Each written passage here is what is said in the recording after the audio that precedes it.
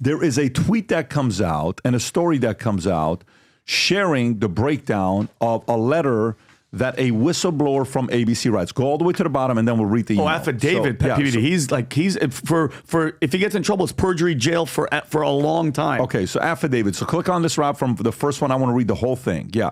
Click on the first picture, Rob. Right there. Zoom out a little bit. Okay. So here we go. Yeah, zoom in a little bit more for that so I can read it.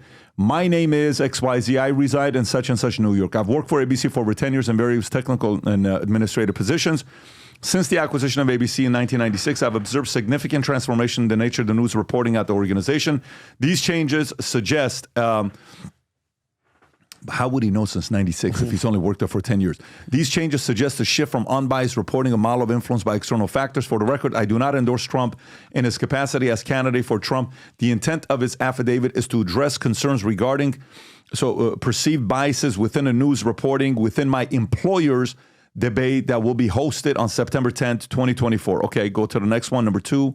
Observations of the debate communication. Since the debate of President Trump was announced a broadcast on ABC, various members of the staff have expressed hope of a debate where issues that were important to everyday Americans will be discussed, and that there had been promises that the candidates would be held firm to discussions regarding their proposed policy stances, and that the debate would not deteriorate into an ad campaign, whereas both candidates would simply make blanket statements without specific policy or explanation as to, political position clarification. Many employees at ABC who were looking for fair and honest debate questioned for the clear bias that is well known throughout the company. It is common knowledge that debate moderators, as well as chief executive officer of my employer, are well known not to support Trump. This led to several employees speaking up in regards to how to make a fair debate fair. We were given assurances that the debate would be fair, and neither the Harris nor the Trump campaign would have an unfair advantage. Concerns regarding journalistic integrity. It is my belief that contemporary news organizations, including ABC, no longer adhere to impartiality. The influence of commercial interests and substantial donors appear to affect news presentations, resulting in reporting. I personally witnessed news stories being cut from programming and not reported at all due to influence of certain corporations linked to our parent company, XYZ. The Walt Disney Company is what that says. Observations pertaining to debate fairness. I have noted specific instances related to the debate between Trump and Kamala that raise concerns, and procedural fairness. The specific instances of perceived bias are as follows. Let's go to the next one. Okay. Zoom in a little bit. Rob, the Harris administration received particular accommodations, including but not limited to providing of a podium significantly smaller than the one of Trump, and assurances regarding split-screen television views that would favorably impact Kamala Harris's appearance relative to Donald Trump. It was agreed that Trump would be subjected to fact-checking during the debate, while Kamala Harris would not face comparable scrutiny. This was widely known throughout the company that Donald Trump would be fact-checked. In fact, various people were assigned to fact-check observations it was perceived candidate Trump would make during the debate. In fact, Harris' campaign required assurances that Donald Trump would be fact-checked. This was done via multiple communications with the Harris campaign, whereas the Trump campaign was not included in negotiations. To my understanding, any rule negotiations and conversations pertaining to the debate should have had both Trump and Kamala Harris involved. The Harris campaign had numerous more calls regarding the debate rules, with the Trump campaign aware or on the call. Not aware. Okay, go to the next one, Rob. The Harris campaign was provided with sample questions, while not exact questions, covered similar topics that would appear during the debate. Okay, let's read the next part. Go all the way to the top. Here we go. Furthermore, the Harris campaign imposed restrictions. No questions regarding the perceived health of Joe Biden. No inquiries related to her tenure as Attorney General of San Francisco. No questions concerning her brother-in-law, Tony West, who faced allegations of embezzling billions of dollars in taxpayer funds, who may be involved in her administration if elected. Whoa. Tony West. So we got to go Google him afterwards. Internal organization climate. I have observed a pronounced bias against Trump within ABC News. Employees express favorable views towards him, experience significant concerns about the potential retribution. Okay, let's go to the next page, Rob. Purpose of documentation of affidavit. This affidavit is executed to document and provide transparency regarding the issues of fairness and impartiality in the debate process, and broader concerns about journalistic integrity at ABC News. And the last page, Rob, if we can go to it to see what he says. Next page. Zoom in, right? The affidavit has been signed and notarized on September 9th, 2000. So this is pre it taking place. Of course. To ensure that the allegations set forth formally documented prior to.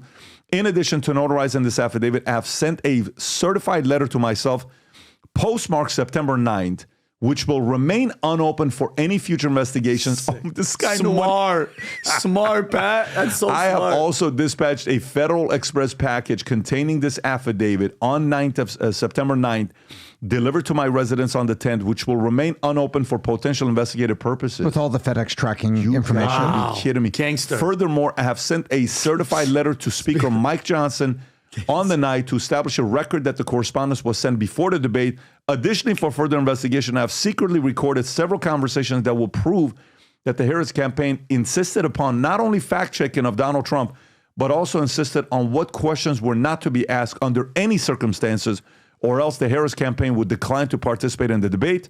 And go to the last page, Rob. Holy moly. Like Pat cheating, right? No question. I make these statements under the penalty of perjury and perjury and without coercion of any kind. New York, I being sworn here. It's an affidavit saying I'll go to jail. So let me see what Bill Ackman said. Go to the top. Bill Ackman, very successful businessman. I think he's worth $9 or $10 billion. Let's see what he writes an open letter to Bob Iger, right? Love it. Dear Bob, I assume that you have been made aware of this. By the way, Bob Iger's career started off with ABC 42 years ago, just so you know. Wow, I didn't know that. He started off with ABC, moved his way up, and then ABC bought Disney. Then he went and started working. So he knows ABC very well. Gotcha. Which was made public today, in which a whistleblower states that ABC worked closely with Kamala Harris' campaign in sharing the substance of the questions, avoiding certain topics, et cetera, et cetera. I find the allegations credible, as written also because the affidavit was apparently made and filed the day before. Go to a lower one. While I can't determine the veracity of the allegations, they do match subsequently with what took place during the debate. Moderators have yet to respond to the allegations. Since they have not yet done so, one must draw negative inference in light of the seriousness of the allegations, the implications for this presidential election, and for ABC's reputation, thereby Disney's and the office of CEO. I strongly encourage you to launch an immediate investigation of this matter.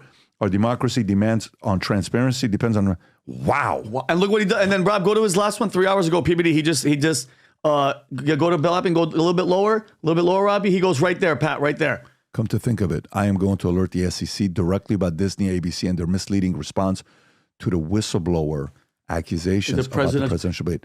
Tom, how do you process all of this? Very well and very poorly. I don't process it poorly. I process this very well, and it really reflects very poorly on the Walt Disney Company and ABC. First of all, what's interesting here is, do you remember the absolute buzzsaw she ran into with Tulsi Gabbard? Yes. What was Tulsi Gabbard talking about?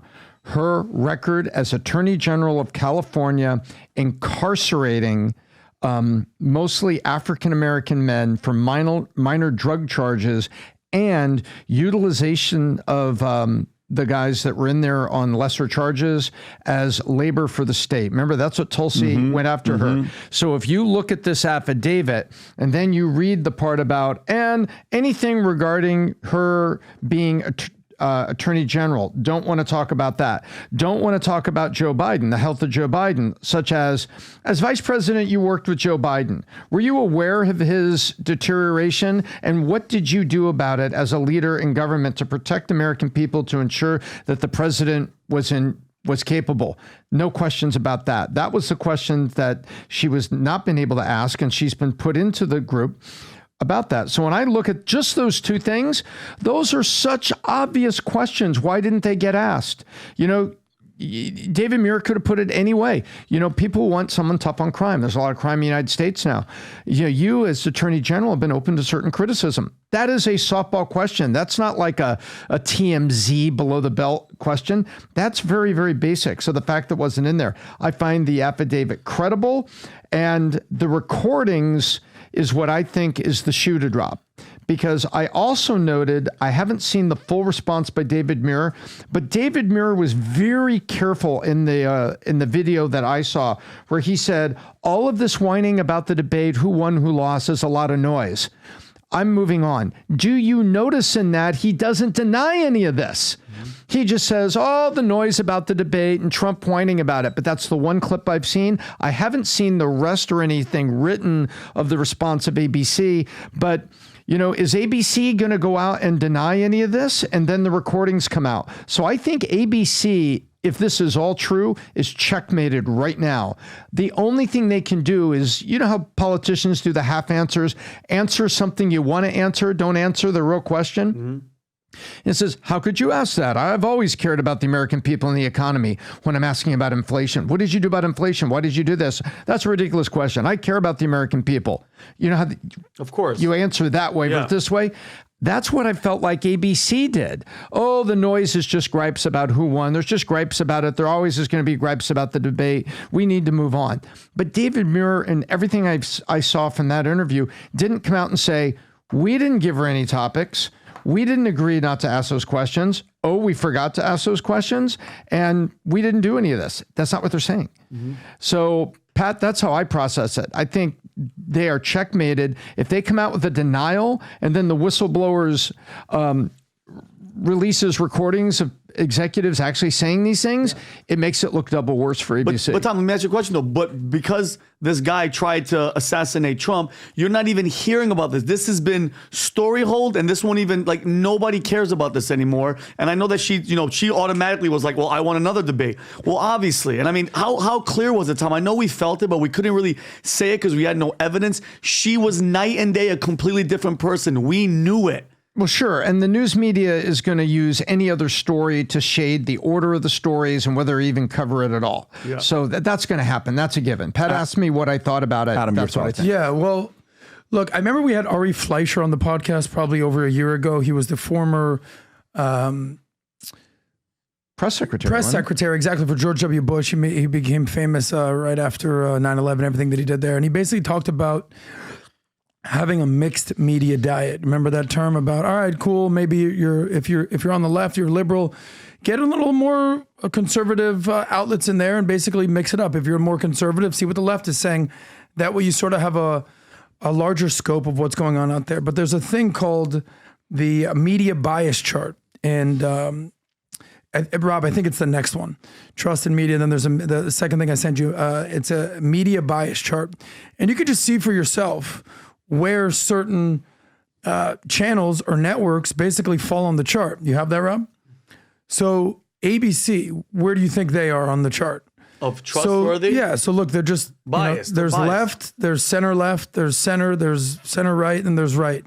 ABC is first on the list of center left. So we know what game that they're already going to play. Look at the outlets that tend to be a little bit more central. Center, Reuters, Wall Street Journal, a lot of the sources that we pull from.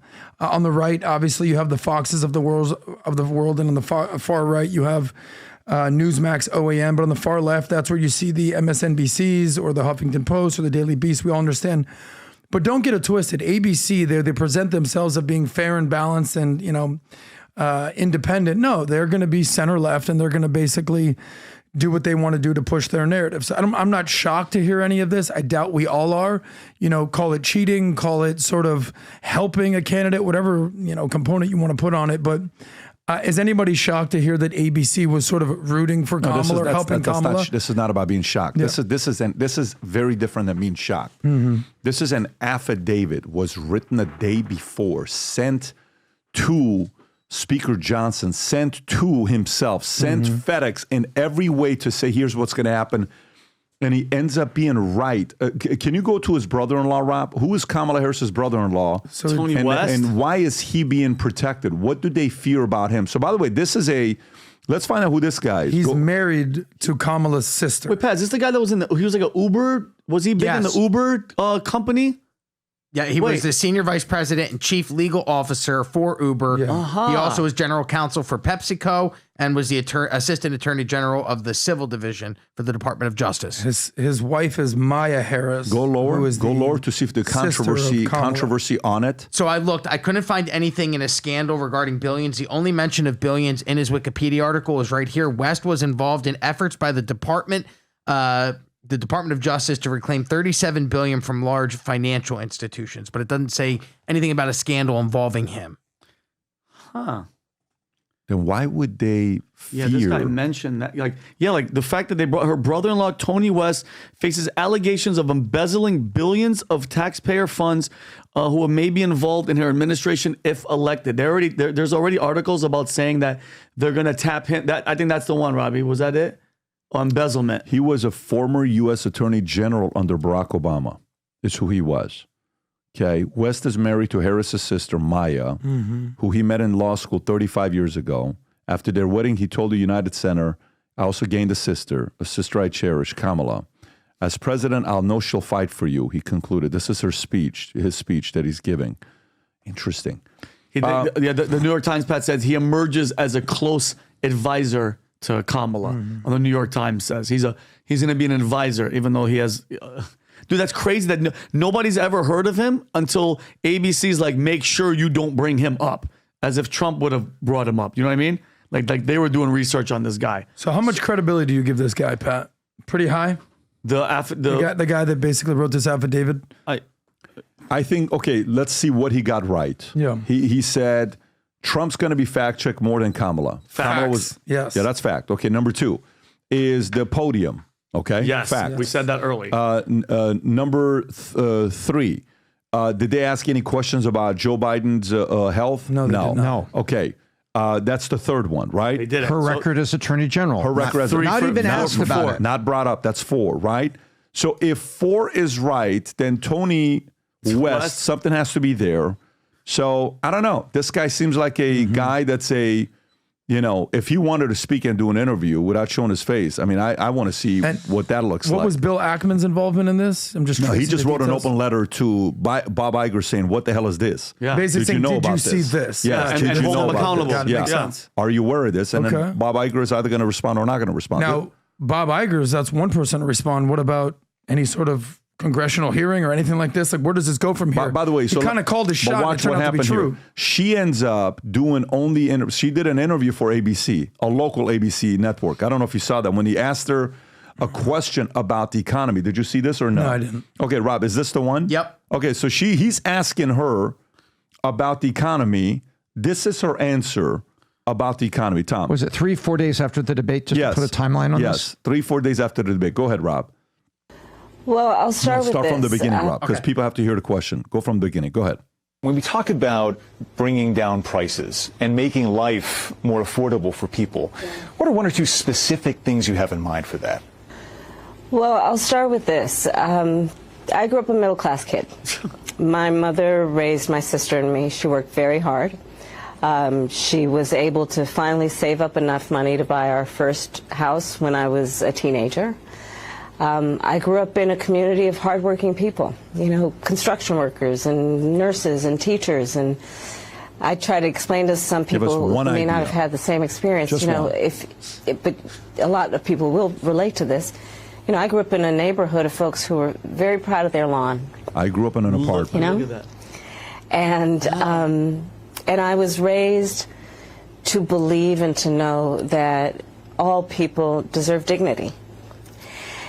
And that are you listening to this? We What is as she even Americans saying? have a He's asking her character. ideas on the we economy, have and she's like, I grew up ambitions and aspirations with people and that like their things, lawns. but not everyone necessarily has access to the resources that This can is when help you don't them know the fuel question. those Okay, dreams here we and go. Yeah, wait, watch, watch, watch, Getting watch. somewhere. So when I talk about building an opportunity economy, it is very much with the mind Tom, of wake up. That's not Tom, that's the investing report. in Yeah. the ambitions and aspirations and the incredible work ethic of the American people, and creating opportunity for people, for example, to start a small business. Oh. By the way, that's what happens when you don't know the answers and you have been prepped and there's no cheating involved. That is her raw dog. That is her. If only she had an advisor in her ear that just say, I'm going to work with the Fed to lower interest rates and help reduce the cost of living. And we're also going to work with an energy program. That's it. So that we can get if we're producing our own energy and we're not importing the oil, it'll get the cost of gas, travel, and diesel for trucks down, which would reduce the cost of things for the average American. That's how I answer the question. And even the most basic person could sit there and go, oh, okay. well, that makes sense, doesn't it? Yeah. Well, look, a lot of people say, listen, the reason I like Trump and the reason I want Trump in there is because he's a businessman and we need to run the country like a business. All right, there's a lot of truth to be said there. Now, you also have to understand that there's, policy that needs to be understood and everything that happens with the Constitution. And maybe Trump is not exactly the number one candidate for that. But here you have Kamala, who, you talk about public-private partnerships. Has she literally ever had a job not in public service? She ever run a business? Has she ever had employees? She worked at McDonald's. Okay. And she has guns. McDonald's claims she didn't. Yeah. Yeah, Just because you worked at McDonald's doesn't mean that you understand McDonald's said how no. small businesses work. And just because she's cooking the fries doesn't mean that she's cutting the checks. So here's somebody who has apparently zero experience running any sort of business whatsoever. So do I want to have someone who is 100% business that maybe needs to learn some policy perspective, or someone who is 100% government and has no clue how businesses run, the economy's run? The whole concept that she's looking out for small businesses is genuinely laughable to me. What in her track record has she ever done, to help small businesses?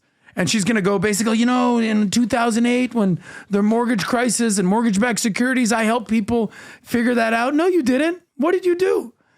That was the federal government basically helping step in with stimulus checks, what happened. I just think there's so much smoke and mirrors here, and where he needs to focus the economy, because she's absolutely clueless when it comes to that. And it would have been such a layup because 2 days after the debate, the administration, not administration, but her people were pointing out, no. She's been in favor of fracking. She's not anti-fracking, because what do we know fracking? Fracking helps you drill, baby, drill. Yeah. And all that answer had to be, inflation? We're worried about inflation. Let's talk about the cost of gas and the cost of heating oil that hit people right in the pocketbook. I am in favor of fracking so that we can have more oil and gas drilled here in the United States and get the price down for the American people. That's not a complicated case study. That's a simple answer. And Adam, to your point, why can't she just say that from something her campaign was answering 2 days prior? The reason why I show that is because she went to an ABC network. So the agreement is ABC. What do you think is the longest podcast she's going to do? You think she'll do one? What do you think is the longest podcast she'll do? 50. 0. I do not think that she'll sit on a long form podcast at all. No, unless it's like, well, she was on the Breakfast Club. They just laughed and they joke around, and it's not absolutely. When was she on the Breakfast Club? Oh, she was on the Breakfast Club a while ago. Okay, but I'm saying, what is she doing now? I think everything's going to be Joe Biden 2.0, hang out in the basement, scripted, edited, zero. So here's what Stephen A. Smith Zero said. independent podcast not happening. We may put the biggest election night event together outside of whatever Kamala and Trump is going to do. We're probably going to put the third biggest one there. You're going to want to be there. And it's going to be awesome. It's going to be wild. It's going to be insane. It'll be a lot of fun, creativity, craziness. But here's the thing. To attend it, you're going to have to buy a ticket to go to it, obviously. The tickets are not going to be, vault type of tickets where you're spending, 15, 20, 25K. We're not talking that. It'll be lower amount tickets that we're doing. However, barrier to enter. When you come in, you have to wear Future Looks Bright gear. We want the room to be filled with people wearing Future Looks Bright gear. So for some of you that want to fly out November 5th, when I tell you what it is and the announcement is finalized, it's going to be crazy. If you don't yet own Future Looks Bright gear, all you have to go get something. Guys, we have a girl, one of Adam's colleagues, posts a video about her wearing this red Valuetainment hat. She's walking around. It's like everybody's stopping and says, "You're also Valuetainer. You're also future." Yeah, I am. It's amazing what's taking place. Vinny, yesterday, if you want, are you comfortable sharing your story? Go ahead. I had surgery yesterday back at work, because that's how we roll. I had a big cyst removed from my lower back, and I'm in, getting ready pre-op. All the needles are on my arm. I'm ready to go in. A Cuban guy eating a protein bar walks by, stops in his tracks, and goes, "Mira, Vicente Pipipaca," and then he leaves. He grabs 7 people, Tom. I'm surrounded by 7 people, and all they're talking about is how glad and happy they are that what we're doing, how amazing of a leader Pat is, and what America needs is what's happening right now. People were screaming, "Future Looks Bright" in the back, and then one Haitian lady looks at me and goes, "I want you to tell Adam, thank you for sticking up for the Haitians, because not all of us eat cats." And I go, "But some people do in Springfield." But Pat, the movement, no joke. And I wanted to address this too, Pat. What you're doing, what you've started, what you've built.